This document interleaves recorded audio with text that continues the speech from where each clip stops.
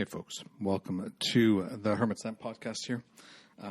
As you might know, I have a Patreon for this podcast, and I would sure dig some support. You can jump over to patreon.com/thehermitslamp and pitch in. Every bit helps. There are a few options, though, that you might want to know about. Certainly everybody who supports the podcast at any level gets this extra early. So in this case, it's going to be at least 24 hours before the rest of the world gets it. If you support at the $5 donation level, then you will get access to bonus recordings. A little something extra, usually between me and the guest, that comes out only for folks who are supporting the Patreon. If you jump in at the $10 level, then you get access to the Facebook group. And it is a burgeoning group where I'm working on kicking up some stuff. I've got some plans to teach some beginner's magic classes there later this year, as well as, I run a monthly tarot class, which you get access to, and you get access to ask me questions and hang out and all that kind of jazz. So go and check it out. There are a lot of folks who listen to this podcast, and if you've been listening to it for a while, think about what you've gotten from it. What has it contributed to your life? And, head on over there and support it. Part of the support goes towards accessible things like transcriptions, and the rest of the support goes towards supporting me making this work and contributing the time and energy to it. All right, talk soon.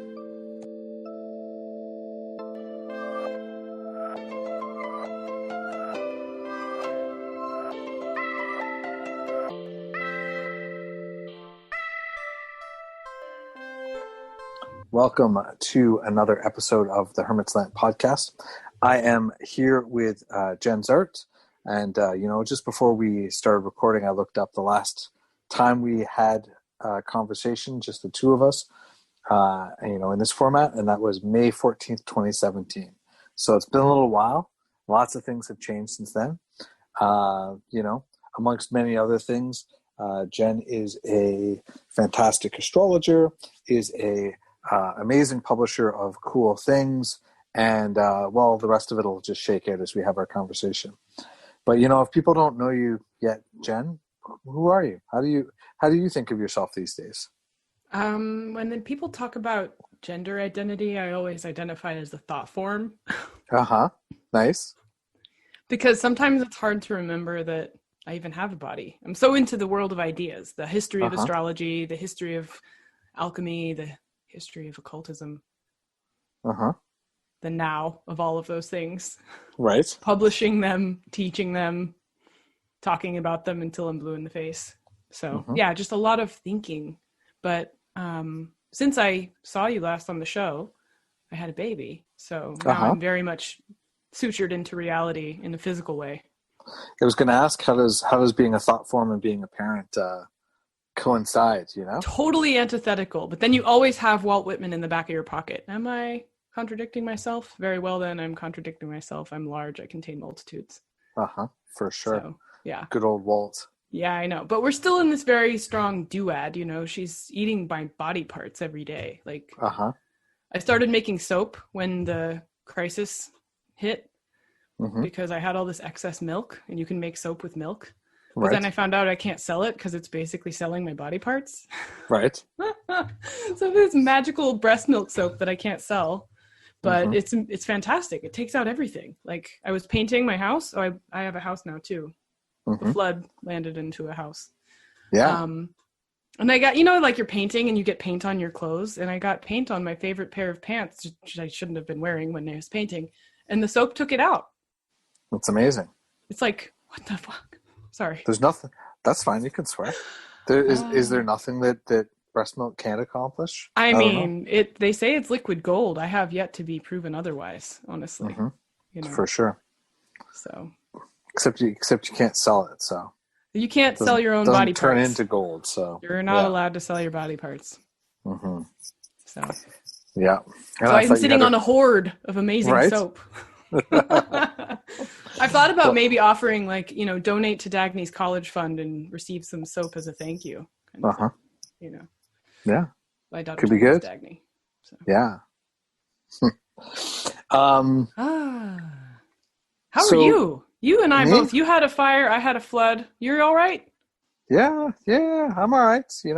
It's been, I mean, I also got divorced Wow. since we talked last as well, I guess, right? Yeah. So, it's pretty big transformations in my life. Yeah. Like a year and a bit ago, the store burned down and led to, I just was like, all right, I'm just going to lean into this change now. I'm just going to lean way into it and see what happens. And so with the help of a close friend, we made a list of all the things that I like to do around my business. And we're like, all right, which one of these actually require you having a store?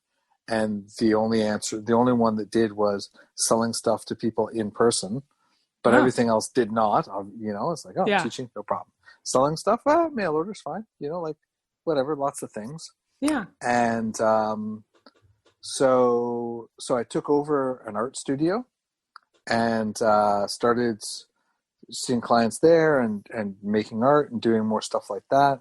And then a little bit later, I reopened the store inside a friend's store. Oh. And so it's sort of a shared space now, which is quite different. And that's been, actually I missed the anniversary. It was August 17th was the anniversary of reopening. Oh, well, happy belated. Thanks. And and so that's been going really well. And, it's been a bit of a zany ride in terms of like the amount of change. Yeah. But it's also really good. I mean, still hang out with my kids, have my kids half the time. So, we spend a lot of time together doing stuff. At the time of recording, we're gearing up to go camping for a week together. Oh, and, stuff like that, which is awesome. And been making a lot more art, which has been really fun as well. So that's great. Yeah. Yeah. Mm-hmm. So last year, when all of the flood things were going on, I did appear on your show as part of the Stacking Skulls sort of, I guess I was like the guest skull. Mm-hmm. And I was in England and things were still very chaotic for me as well. Uh-huh. And then little did I know at that time they would start congealing quite quickly into this pregnancy, which then became life-threatening. So I spent from September 1st until her birth on the solstice of last year, I was pretty much like holding my breath, waiting for any moment to like bleed to death. So I've been sort of recovering from that. And then the second that we got out of the NICU, she had to be born early. We spent 17 days in the NICU and it was completely isolating and very traumatic, but also I was very ferociously determined to be there for her. Mm-hmm. And I was watching the astrology of the moment, just like her chart. And then as the transits would happen and people were like, when are you guys going to get out of the NICU? And they're like, well, you're probably not going to leave until she's technically full term at 40 weeks, which was like late January. And I was like, no, we'll be out of here by the 7th of January. And they're like, how do you know? And I was like, the moon's going to be in her 4th house. We're going home, So right. It was like this cool moment. I'm not sure if it was exactly the 7th, but I predicted it to the hour, which was like, the staff were like, oh my goodness. And even 3 days prior to that, they were like, no, you're going to be here all of January. And I'm like, no, we're not. So, and I mean, obviously you don't want to rush that. There's a reason why babies are in the NICU. So it's not like, going home early is a good thing always. It's actually not actually good. But, she just decided it was time, and she did all of the metrics they measure. I mean, they're measuring those babies every 3 hours. It's crazy. But, sure. Then it was just like suddenly within 3 days, she's like, all right, let's go home. I'm like, thank you. And then we moved into this house when the sun came to her 4th house for the very first time. And the 4th house symbolizes home. So we were in the process of searching for a home and trying to buy a home.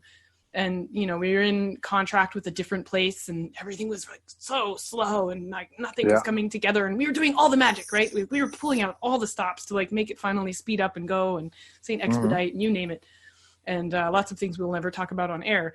And like, it just wasn't happening. And then all of a sudden, boom, this other place came around and we closed and moved in the day the sun went into her 4th house. So it was That's amazing.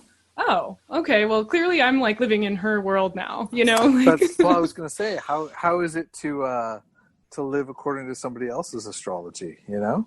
I mean, that's an interesting question, right? Here's this new family member, and it's like we're really having to, I don't know, steward her and also be guided by her too. So that's been an interesting adjustment to see, and also to kind of be tiger momish about. I don't know what the right word is, but like very vigilant, you know.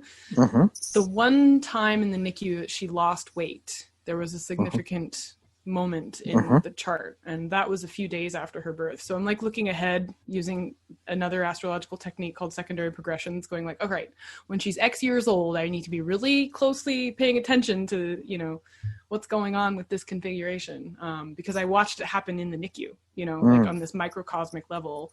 The actual transits were corresponding to what will become years of her life. That's a technique called secondary progression. So it was like living real time, like the first 17 years of her life inside of this like incubation chamber, with a very controlled environment, you know. So the only variables were like which nurse comes in and how do they, you know, treat her and what is she eating and all these things. So yeah, that was pretty fascinating. Yeah, I think that stuff is really interesting, right? I since we've talked, I think I've stopped paying any attention to astrology in general. I found myself last year sometime, maybe a bit before, before the fire, so a year and a half ago maybe. I found myself following the progressions of astrology that were going on, looking at stuff and whatever. And I was like, I had sort of two things happen at once. One was I went away for a little bit, and I realized how much I relaxed not looking at that stuff and other things, but especially that stuff. Yeah. And secondarily, I started thinking about, in my religious practice, my advice that I was given was to make that my only practice, right? Oh. And I started thinking about, it didn't form this clearly, but almost the question was, am I being unfaithful by participating internally and externally in astrology as opposed to pursuing and focusing only within the religious structure, which has its own divination, you know, all those things, right? Like that. For people who don't know, I'm a priest in Lukumi. I'm a son of Shango in the Afro-Cuban religion, right? Yeah. And we have no astrology. There's nothing. Yeah. We address astrological bodies in certain ways, but not astrology at all, right? And I started thinking about, because something had happened where Mercury was retrograde, and I'd had a reading, and the advice was stuff that would kind of go against, you know, and I understand it's not quite as straightforward as that, right? Like, you know, but I started noticing my tension around these astrological events in relationship to following the advice that I had been given. And the conjunction of all those things made me realize, I think I'm going to step back from some of this stuff.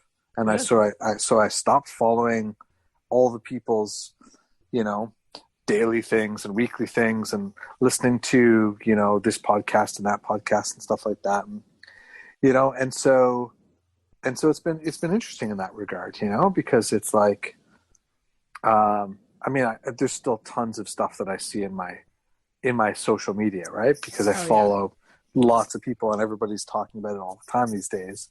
Yeah. But it doesn't come with the same thing, like, you know, like I used to listen to the podcast, which if you like astrology, I quite enjoyed when I was into it, with Kelly Surtees and Austin and Chris. Austin and Chris, yeah. Right? You know, like, and other stuff, you know, like, but I used to listen to it all, and I'm just like, nah, I'm gonna give it some space. Good. So, I do too. Honestly, I mean, sometimes people are like, I want my daily horoscope, and I'm like, that's literally lunacy. Like, right? You will become crazy looking at every single moment of the moon's movement. I laugh actually because I don't look at my own chart very often, and usually only in 2020, like hindsight. Like, oh, what's happened? Oh, that, of course. Right. So that whole life-threatening moment, it's like, oh, right. Yeah, no, that makes sense. Like, I wouldn't have predicted that because, I mean, I don't like to look at the map that way. I do it for other people, but it can be nice to just live your life, you know, even if this worldview is very powerful. And I think that's what it is, honestly. It's not a religious practice, but it is a worldview if you're steeped I think in so. it. Yeah, I think, I recorded with Stacking Skulls just like earlier in the week at the time of we're recording this. And we talked a bit about how, how there are these different coherent worldviews. And if you're in them, it can make so much sense within them, right? Right. But that there's sometimes a tension around or a challenge where it's like, well, within the structure, this makes 100% sense, right? Yeah. But does it apply across to other worldviews, right? And I think here's the thing, it's nesting too. It gets really into like inception level shit because you have this idea of astrology that is a singular noun for looking at the movement of the sky in relation to human experience. Okay, that's like the most generic definition of it. But every single culture actually has some kind of astrology in that they look at the sky for certain things to make sense for their human lives. For cultures that are not necessarily Western or Mayan or Chinese, there's chaotic astrology, which is, I saw something in the sky, it's an omen, right? Doesn't mean that it's actually got a codified mathematical harmonic cosmic basis. Sure. And then you have these cosmic astrologies, of which Western astrology is one. And so that, like, even within astrology as an umbrella noun, you actually have multiple kinds of astrology at play. And so that's why I get a little irritated when some people are like, I'm going to learn astrology. And I'm like, well, what kind? Are you going to do Arabic era astrology from the Dark Ages, Middle Ages? Are you going to do Renaissance astrology, which isn't that? Are you going to do Hellenistic, which isn't that? And I teach a lot of different kinds of astrology, and I try to emphasize to my students, like, we're looking at different lenses of the same kind of approach to the world, but you can't mix the lenses either, right? Like, if we're going to do something from a Renaissance way, we have to just like get into that zone. Yeah. And even kind of pretend like Pluto and Neptune aren't existing, Uranus isn't there. There are no outer planets. But, you take that lens and then it's like you're at the optometrist. You take that next one and it's like, let's add Uranus back on. Okay, what do we see, right? And it's like you can do that nesting level of lenses, and sort of you have to be able to have like command of a multivalent perspective. Well, it's like the planetary magic that I learned came from Golden Dawn, Crowley era stuff. Yeah. So outer planets? No outer planets. We don't have outer planets. What are you talking about? Yeah. They don't exist. What herbs does Pluto rule? I don't know. Does Pluto even exist? It doesn't exist. Well, this is the coolest thing ever, though, because check it out. So there are actually known fictitious planets, 8 of them, in one of the astrology systems, which has become known as Uranian astrology in the United States. This was a kind of astrology founded by a man named Alfred Witte in Germany. He was a topographer, a surveyor, and he was fighting on the Russian front in World War I and noticed that these like fine-tuned movements, like could he predict the next bomb, like something that minute, right? And he actually tuned into his like mathematical brain and came up with these fictitious planets. He came up with 4 of them and his colleague came up with the other 4, and then they stopped making them up. But there's a cosmology to them that actually, like, you first hear about this and you're like, you know what? I'm 32. I can make up a planet. Yeah. Right. And even my intellectual hero, Nick Campion, who I work with, he made up a fixed planet called Pizza because all the planets move. But he's like, well, we don't have a fixed planet. We have fixed stars and we have movable planets. Let's make up a fixed planet at 0 Cancer and call it Pizza. So that I have to write about Pizza one day. So Pizza is there.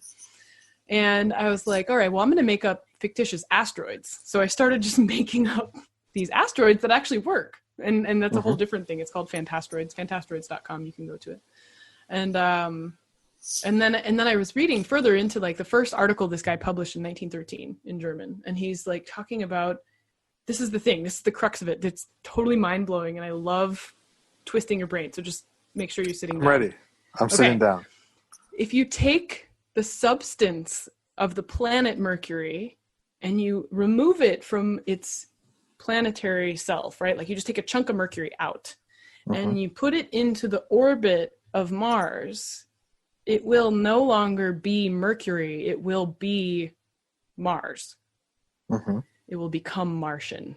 And so the thing that's critical about the planet is not the object of the planet, which is just the focal point for this valence shell.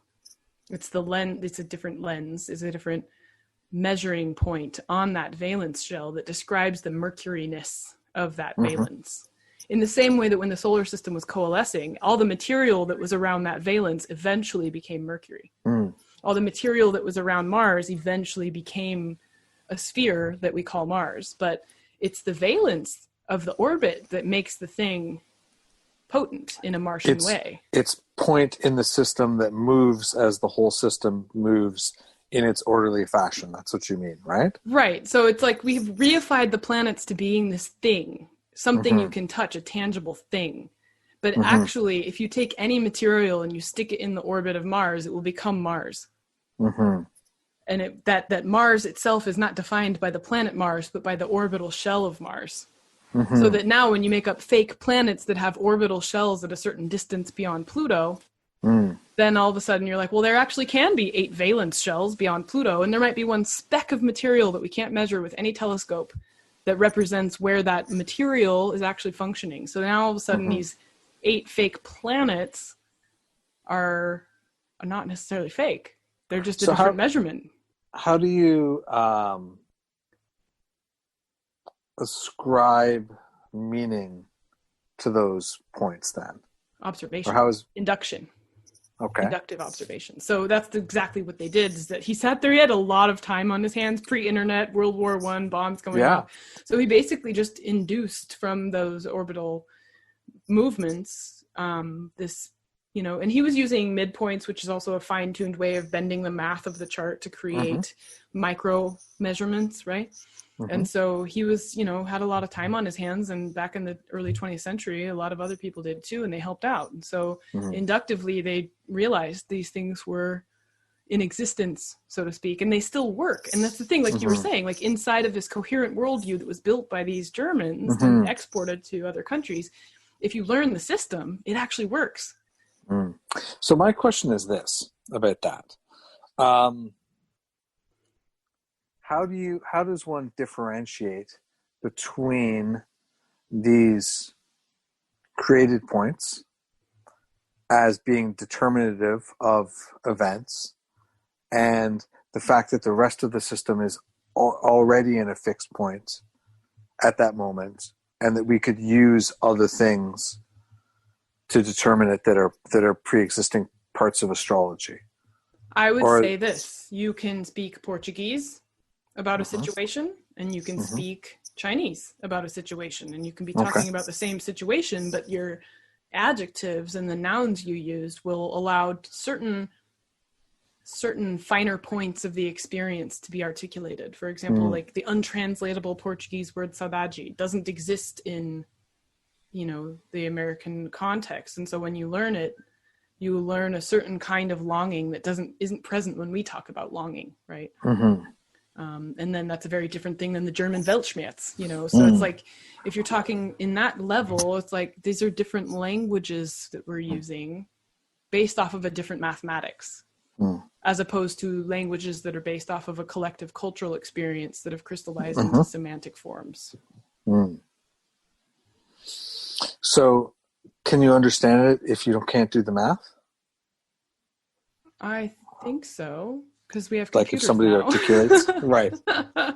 And I do think the mark of a good astrologer is to be able to explain something without talking about the techniques they're using. For sure. To have a conversation with someone. Yeah. I mean, I only speak about the cards in card reading in as much as they are illustrative of the point they're making, which sometimes is not at all, right? Sometimes it's like, look, here's the issue. Stop being mean to yourself. Let's talk about that. And you don't even need to bring up which card is telling you that. You just like say, hey, this is, and now I know what the issues are. So let's talk about that. Yeah. And the thing about astrology is because it's based off of a timing system, you can talk about duration, It'll get better in 6 months. That's what people come for a lot. Of course, right? It's Please tell me it's going to be okay. Please tell me I'm going to find it, find love, find work, find whatever. Yeah. Yeah. There's no shame in that. We all have those questions. Yeah. But it's about the timing of them, like, when am I going to find them? For sure. Exactly. Yeah, exactly. Yeah, whenever I get a reading, it's always the same thing. I'm like, all right, tell me about my work. I need to make more money. Tell me about whatever, So, yeah, for sure. Very interesting. Does the difference in position between seeing it related to an aspect with Mars and seeing it related to an aspect with this other point, do they have the same durations, or does it have different durations as well? Those points, because they're outside of the orbit of technically Neptune at that time, because they didn't know Pluto existed, they're very slow moving. But when you use midpoints, which is measuring the arc distance between two things and cutting it in half, or adding them up and then creating the point in the middle, because the Earth is constantly rotating and the degree of the ascendant changes every 4 minutes, then you can actually get a lot more rapid fire timing with them. So that's quite surprising. And to answer, I had some friends on Facebook say, tell us something that, I said, someone wanted to know, like, tell me an astrological technique where you could kind of prove astrology works quickly, right? If you wanted to do that in the most simple way, you could just pay attention to what planets are rising on the ascendant in a specific place. Like, spend a day and start with the sunrise and just watch as the various planets rise and see what happens in the local environment.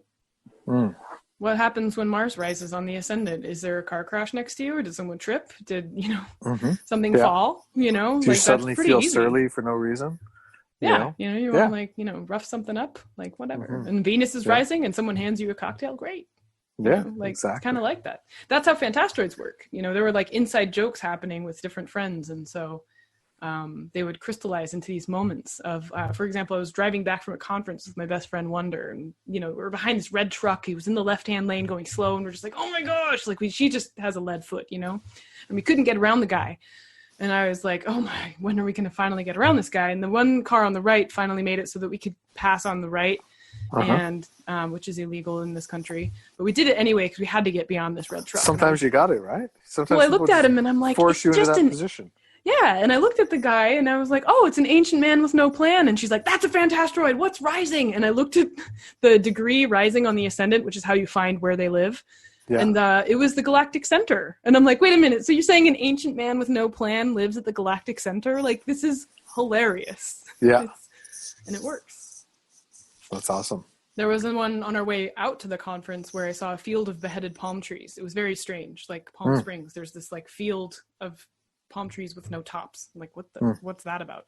Two things. So we marked that was 7 Aquarius. And so I was in San Francisco walking around and I saw a beheaded palm tree and I looked to see it was on the midheaven, 7 Aquarius. It's like, that's significant. I'm seeing a chopped up palm tree for the first time since I discovered this point. And then I had Wonder's friend over who hated astrology. This woman was like totally against it. And she's just like, I never understood why you guys like this stuff. I just don't get it. And we told her about beheaded palm tree because it was so absurd. And she's like, oh, remember when we lived on that one place in Los Angeles and I just hated those palm trees? I used to go out there and imagine cutting their heads off every single time. And so we looked at her chart. She had Mars at 7 Aquarius. There you go. And she was like, oh my, what? And like, she kind of got a little bit like, wait, does this work? And I'm like, well, this is astrology we made up, but yeah, it actually kind of works. For sure. That goes into just, I think, what you might find is, just paying attention, tuning into the moment. Yeah. Well, I mean, it feels like, to me, it makes total sense, to be honest. Especially once we get to this example of it, where you're like, oh, we just made it out of that. I'm like, well, I don't know, whatever, right? But when we're talking about what you're talking about are specific degrees in specific signs, of course they all have meaning, right? And of course they all have symbol and associated things and all that kind of stuff, at least in my mind, right? We don't usually deal with that because how does the human brain parse 360 plus the 12 signs plus the deacons plus the on and on and on and on, right? Like, at some point the human brain just disconnects from that, right? But I think that there are inevitably those things that are probably a part of all of those things in the holistic model of the whole thing, right? I don't know. To me, it makes perfect sense. Yeah, I think if you work enough with divination at all, that dropping into the moment, the radicality of the moment of just, oh, that's a fantasteroid. Look up what degrees rising. It becomes an organizing principle for that moment. That's that quality of time that you're living through. Mm-hmm. And so you give it a name. We call that degrees of the zodiac, Mm-hmm. in the experience of human culture in the tropical system. The quality of light that the sun gives off between the equinox and the solstice determines what the signs are. It's not the stars behind it. I call it the Jennifer problem because my name is Jennifer, but I have a stepsister whose name's also Jennifer. So, but we're not the same. In the tropical zodiac, she might even be the sidereal zodiac, right? So it's like they call it Aries as the stars behind the sign of Aries, but the sign of Aries that we're talking about in the Western system has to do with the quality of sunlight for that 30 days after the sun hits the vernal equinox, in the north at least. So my name is Andrew, and I have a stepbrother whose name is Andrew. And now we have found a moment because we're having this conversation. We're like, what is going on the horizon right now? This is got to be significant. All right, let me look it up. The conjunction of those with steps siblings of the same name. Yeah. Right? All right. So I'm looking it up for my location. That's 7 Sagittarius. You would have to call it what? Step Inception twins? The Steption twins? Yeah. Like that. Yeah. Twins. No, it would be like step twins. Step named. Yeah. Step name twin. We'll come up. Please email us your better names for this. I know, right? This is solid? Radical, kind of, but not quite. I mean, the feeling of creating a fantasteroid has to be like the inside. You know that feeling you get when you're making an inside joke, and someone just says something, and everybody kind of stops and laughs. Oh, yeah. Whoa, that's that. It reminds me of I was in the Bob Newhart show. My name's Daryl. This is my brother Daryl. This is my other brother Daryl. Have that show in Canada, or is it only Canadian? I don't know. Yeah, I didn't see that one, but I do love Canadian comedy. Kids in the Hall, The State. Amazing stuff. So you settled down. Yeah. Into a house with a kid. You got married. Had a kid in a year. You did the whole thing, the whole package. I did everything in a year. Yeah. I almost died. I had a baby. I got a husband and a home. I'm a property owner now. Right. Yeah. How is the rest of the stuff going around all that kind of change, right? Like, well, I know. I'm glad that the American passport's worthless because my prior lifestyle was to get on a plane every 3 months or less. Yeah. And so now I can't, even if I wanted to. So it's like, well, I might as well be a new parent with a mortgage. So yeah, the focus has definitely shifted too, just on the microscopic and the local in terms of growing. I mean, I've been very passionate about astrology and herbalism for a number of years. Grow the things and pay attention to the cycles and, get my hands dirty and work with them. So that's a focus that's exciting to me. And what plants are you excited about these days? Is there anything it's like really? Interestingly, I wanted to plant a larch tree. I was in Mongolia in 2018, and the larch really impressed me there. And so they're not native here, though. And so that'll be an interesting problematic. But yeah, for some reason, the larch was calling to me because it's a deciduous evergreen tree. So I like that combo. It's like impossible.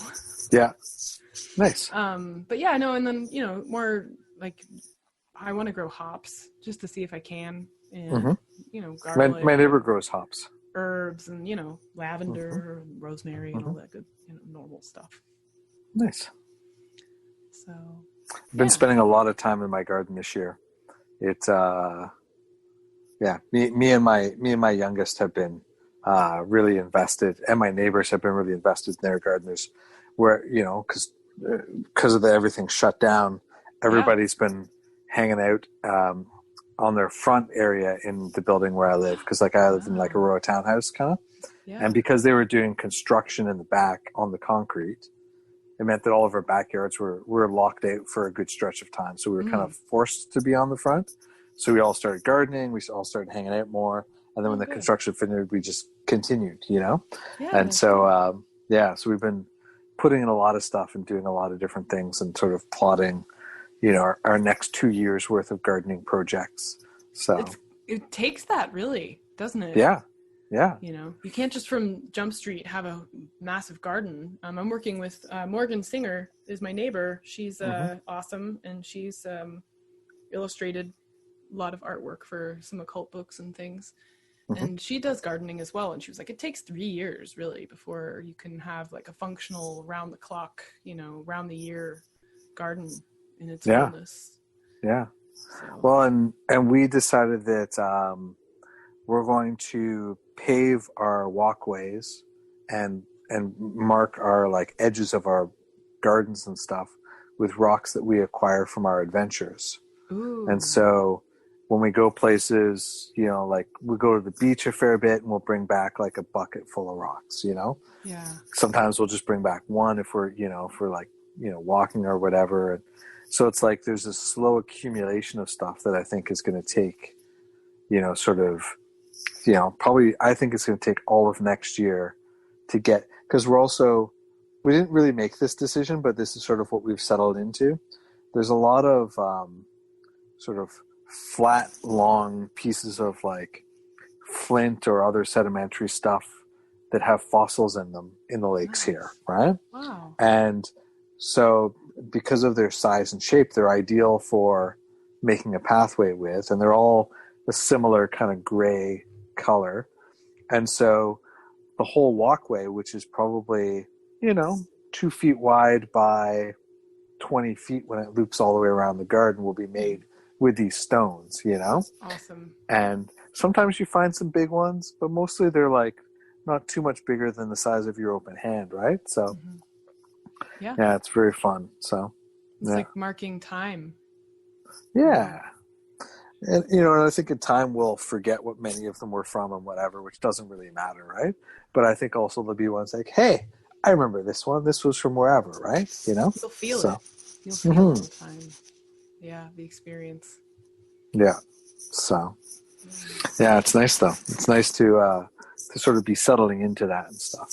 So, yeah. And to know your neighbors, you know? Mm-hmm. Yeah, for sure. Yeah. I mean, I've known them I've been here almost 9 years now, right? So I've known them for a long time. But, but especially since it's become my place, because I kept the place. My ex decided to move out when we separated. And I was like, perfect. I love this house and I'm never leaving. So, you know, I've lived there for a long time, but there's a change in dynamic around that, right? And so, you know, and my dynamic as a non-married person in relationship to my neighbors and other aspects of life are obviously quite different. So, that fun. Definitely does change things for sure. Mm-hmm. Yeah, I've had that shift happen as well. Just noticing, like, you know, even you can see it, you can interpret it through a chart, for example, but it's just there is a polarity between that sort of more professional sphere and activity, which I was completely invested in and lived in, you know, this going back to the thought form concept, you know, I was living and breathing publishing. And publishing isn't just the books that you end up distributing and buying. It's also all of the conversations and experiences that go into even identifying an idea as a book in the first place, which was just everything that I was doing. And then, you know, world travel at the same time and just kind of like, you know, squeezing the life out of the earth as best I could. And I'm so glad I did all of that, because now I'm completely in this domestic, hermetically sealed family constellation, new parent, you know, watching this new person explore the earth for the first time and wondering why they incarnated. I'm like, why are you here? You know, like, this place is falling to pieces, but you know, what's going on? But, you know, and in such a different speed. Yeah. And the hermetic seal is very different, you know, to be in this very domestic space. So even the relationship to friends or professional colleagues shifts, because you don't notice that so much time passes because there's this being in my arms who needs everything from me. And people are like, I haven't heard from you in months. And I'm like, really? Because I'm still completely besotted and invested in this other, individual, and she takes up my entire field of vision at the moment. For sure. Well, and I mean, I think that depends on your style of parenting. That changes but doesn't change in some ways, right? I mean, mine are 11 and 13, and they take up a tremendous amount of my attention, Yeah. And I mean, I think that's part of it, right? And that's what you sign up for. That's what I signed up for, right? Like people are always like, oh, aren't you going to miss whatever? I'm like, I don't think so. Like yeah, like, of course I'd like to travel more. I'd like to do this or that or whatever, but like that'll just happen later on once the kids become a bit more independent, or they'll come with or whatever, right? But I do have the benefit of having a lot of friends in Bristol who are in their 60s somehow. And a lot of them have gone through the fullness of the family, and now their kids are my age, actually, many of them. And they're living it up. They're tango dancing. They're making art galleries. They're renovating historic buildings. I mean, they're like doing anything they want, much in the same way I was right before I had my baby. And I'm kind of like, okay, cool. So it's bookended. You do have this strange moment of being completely withdrawn from the world to a certain extent, at least when they're an infant. And then you enter back out into it, and then you have this really cool relationship with this person, or multiples, right? If you have more than one kid, and it wouldn't exist if it weren't for you, For sure. Yeah. Well, and I think it's one of those things, right? To me, I am interested and excited to hang out with them and to get to know who they are and get to see who they're becoming. And, they're like, hey, can I show you this thing? And I'm like, yeah, show me the thing. What is it? Right. And sometimes I get it. Sometimes I'm like, I don't even understand why you're amused by this, but awesome. I'm so glad you're amused by it. Yeah, right. And they're the same with me about stuff. They're like, yeah, whatever, Dad. We don't care about that. I'm like, that's fine. Did you notice when they were already even as young as 8 months that they had interests? Like, were they unpacking certain things already? Oh, yeah, for sure. They arrived as full humans with their own ideas and temperaments and attachments to things and stuff like that, for sure. Because I get so excited. My daughter loves music. So I'm like rabid about getting her drums and different kinds of drums and things to hit and things that make sound, anything that makes sound. She just lights up, and it's so exciting. And it's like I have music in my family, but I'm not necessarily that musical. Yeah. But I just picked up one day on her interest in sound and have been totally delighted to see her go nuts about sound, Yeah, no, it's amazing, right? Yeah. I think that, I mean, I think of parenting as my job is to not squash them and to try and encourage them in the things that they are excited about, Yeah. And, and to really kind of try and help them flourish in those things. But ultimately it's like, I don't know. I like your word steward, right? I'm more of a steward of them, even though I'm very responsible for them, obviously. But it's like, like I try not to put any agendas on stuff with them, right? Like my youngest and I go rock climbing every week, right? They're really into it right now. And I'm like, great, I love rock climbing. Let's go. So we go to the climbing gym and we climb together, and it's a whole thing that we do. And at one point they were talking about maybe joining one of the clubs there and whatever. And then the other day they were like, yeah, I don't want to do competitions. I just want to climb for fun. I'm like, great. That's awesome too. And like, it's like perfect. Doesn't, need to be anything. Right. I'm like, right. It gets to be what they decided they want it to be. Right. And it's not like, well, you're really good at this, because they're very good at it. Right. I'm like, you're very good at it. You must, whatever. It's like, no, you get to decide what your experience of that is. Yeah. And then maybe you'll enjoy doing it for the rest of your life in some ways, or on and off or whatever. Right. Have you noticed the general lack of instrumentalizing things as capitalism ages? Because I feel like I'm hearing like this, doing it for its own sake instead of having it be purposive, like competitive to get what, accolades or attention or the feeling of winning, you know, or just having fun, right? I think that probably depends a lot on who's in your orbit and where you are, right?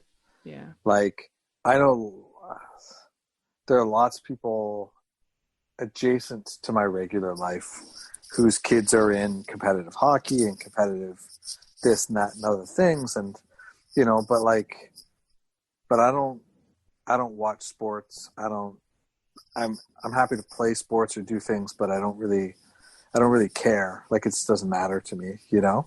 Yeah. And you know, and I think that so I think it really just kind of depends on who you are, right? Because I think that there's also a lot of hustle culture out there and a lot of CrossFit and this and that and other things, which are on the other side of that spectrum, right? When I go to the climbing gym, which is super chill, which is why I like this one. There's a fitness place next door. There's a big sign on their roll-up garage door that says, "Somebody with less time than you is training right now."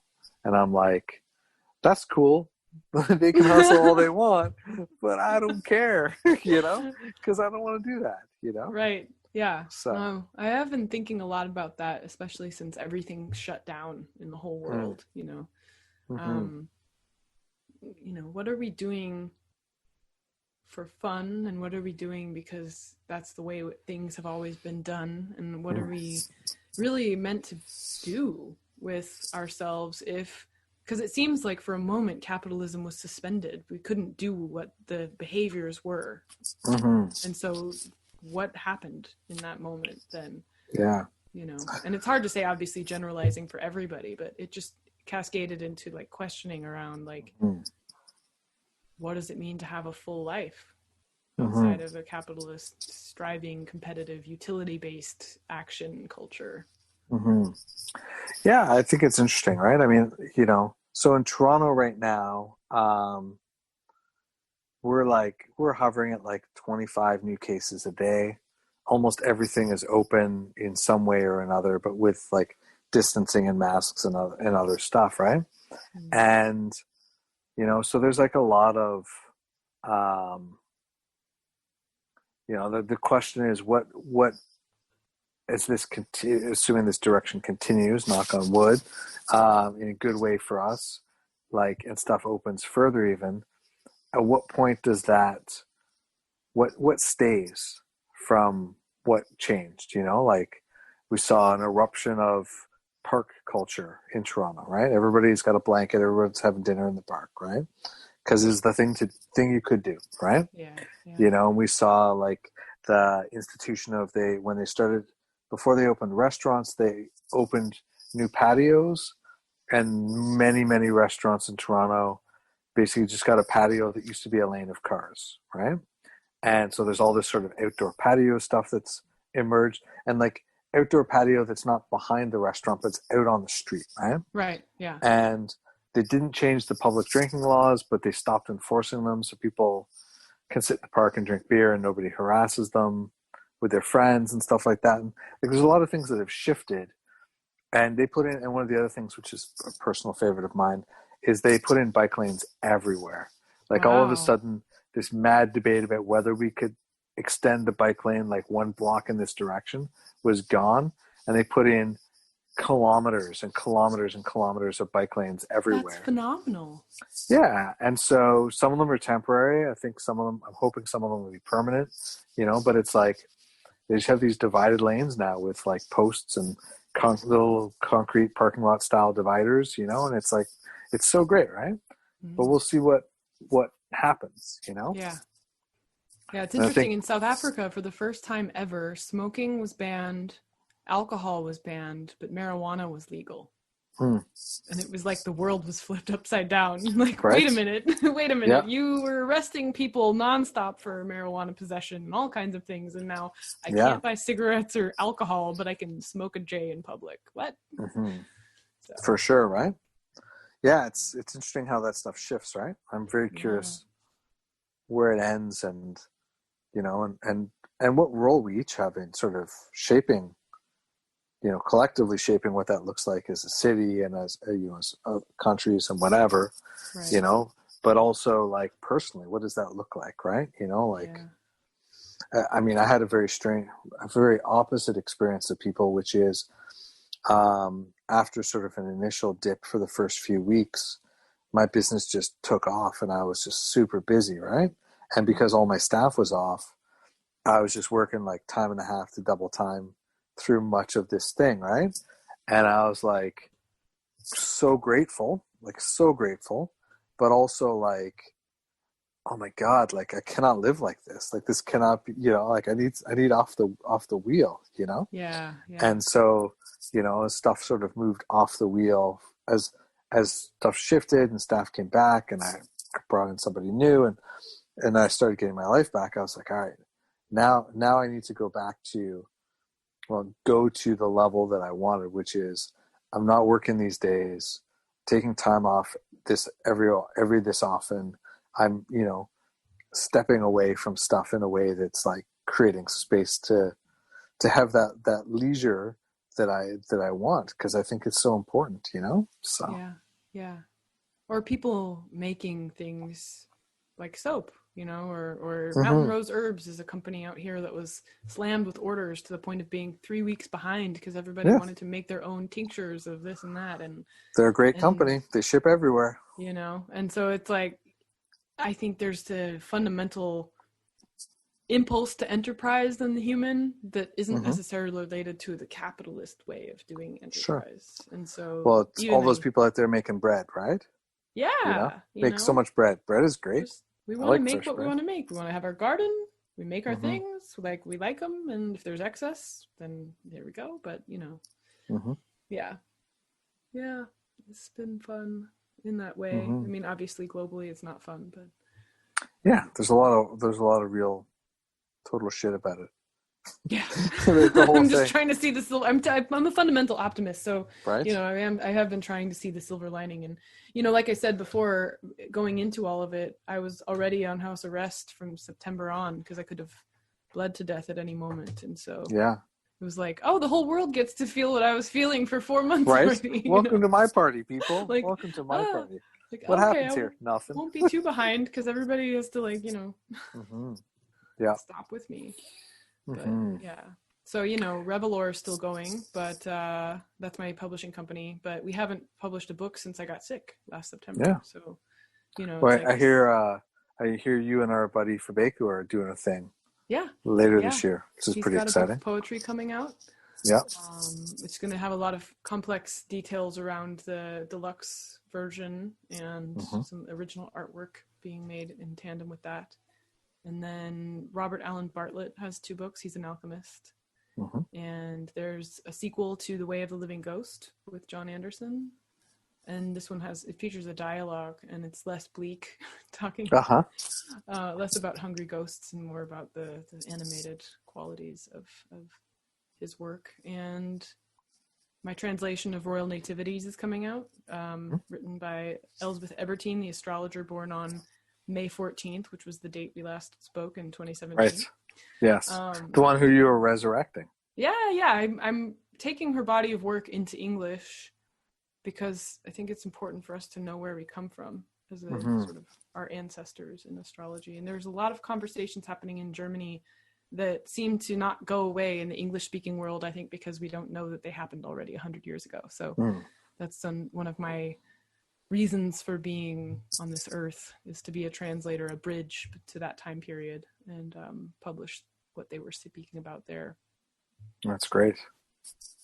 Yeah, I think there's lots of great stuff out there that we just, because of our limited scope, our limited linguistic capacities, and because there's just literally so much and so much everywhere, it's like, how do you even get into that stuff? So, well, I think when someone gets into a new topic, they get excited about it, and then they go, I know the problems, here are the problems. And it's like, yes, and they knew that 300 years ago and 100 years ago, and read your sources and, go deeper, just a little bit deeper, and you'll see that this is a conversation that's been happening for quite some time.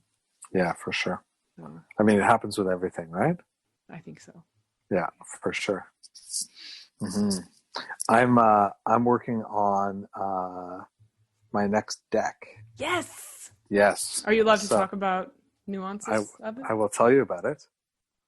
It Okay. is so after I finished the Orisha Tarot, I decided that I needed something that was not so cognitively processed, right? Like I spent 7 years from thinking about that project to finishing that project and it being released, right? Yeah. And there was different kinds of art that I tried out and different kinds of things, and spent a lot of time thinking about the cultural implications and all sorts of stuff that I wanted to like do something that I thought really respected to the tradition and all that stuff. And I'm very happy with where it ended up. But it was just very on heady. My brain. Yeah. Yes. So so the new deck is called the Bacon Wizard Breakfast Oracle. And it is 36 cards all about breakfast. Wow. So, yes. I have a use for that. Yes? Excellent. Mm-hmm. Of course, yeah. See, I'm a Libra, so I need help making decisions. Perfect. Well, you better have a full pantry, but otherwise, yeah. So, yeah. So, and I was actually gonna launch it. I was gonna launch a Kickstarter like late March. I was sort of on track for doing that. I actually had 34 of the 36 cards done, and I was going to wrap them up and whatever. And I'm like, oh no, that's not going to happen. No. But I'm going to shoot for late September or early October. I'm going to just see how it all goes with a couple other things, but that's the plan. So very cool. Yeah. Mm-hmm. And you can consult a non-astrological oracle to determine which timing is going to suit you best. Right. Well, I mean, the question is really like which breakfast card is the best omen for the timing of it, right? There you go. How about now? Use it to use. Yeah, exactly. Yeah. Right. Bagels and cream cheese. One thing that happened actually, yes. In terms of odd things that we're working on, I became a composer. No one knows this. I actually hadn't spoken about this publicly, I don't think at all. When I was in London, I started bleeding the first time while I was pregnant. I was actually there for 10 days, not for any reason. I just flew to London to make music with my friend Nicole.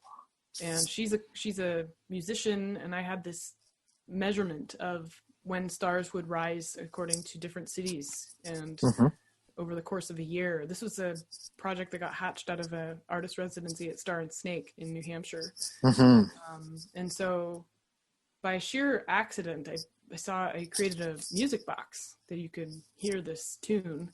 And then Nicole said, oh, I can compose with that if you come and bring me the data. So I flew to London and spent 10 days with her. And we went through and we created 6 songs in an EP that we were also going to release on a Kickstarter. And then everything happened. I was sick, and then the world shut down. So it's like, well, that's not going to happen. So now we're working on the B-sides, which is instead of the rising of the stars, we're going to do the setting of the stars in the same locations. So we'll have 6 songs on A and 6 songs on the B side. And yeah, it'll be 2 EPs. And it's sort of a very atmospheric drone core sound. Are you going to release it on vinyl? Yeah, we want to, but we'll see how it goes. I mean, I've never actually published music before, but Revelor is going to be iterating into. She's going to sort of use the Revelor. She's going to iterate it into a record label in England. There's something just so meta about the rotating of the record and the movement of the planets and the whole thing. It feels like it needs to be done that way, right? Yeah, for sure. Yeah, no, and like we had to build an insanely large keyboard just to get the intervals proper so that we could then shrink down different scales of the tones. And I don't know any of the music theory words for it, but I know the mathematics that I use to measure stuff. So it's like I've got this sort of super nerd astrology brain, and she's got the music theory down, and we came up with this thing together. And it was like so trance-inducing. I was driving listening to it because my car at that point was the best sound system I could get a hold of. Yeah. And I almost drove off the road because it was so like, vibrating your skull open. And I think that's part of the beauty of it, is that there's something to it. Like when you use this natural rhythm to like make music, then it speaks to something in the human. There's just something there that it unlocks inside of our own vibration. I don't know. Yeah. I dig it. I can't wait. Yeah. It's very exciting. So, well, maybe we'll leave it here. Sure. It's great to head on out and listen to the sounds of the universe, everybody, and await the arrival of your breakfast and your trance-inducing vinyl. It's going to be a great day. Start your day off like that. Start your day off like that. Where should people come find you, Jenn? JennZahrt.com, ZAHRT, or CelestialSpark.com, same place. Perfect. Thank you. All right. Thanks for coming on. It's been lovely again. Yeah, likewise. Take care. You too. All right, folks, that is episode 113, all wrapped and done. I hope that you enjoyed it. I hope that you are continuing to get great things from listening to this. The feedback on the previous new episodes that came out recently has been fantastic. Do me a favor, spread the word, share what's going on, let people know about it and why they should come and listen. And, think about heading over to that Patreon and supporting this podcast there. I will talk to you soon.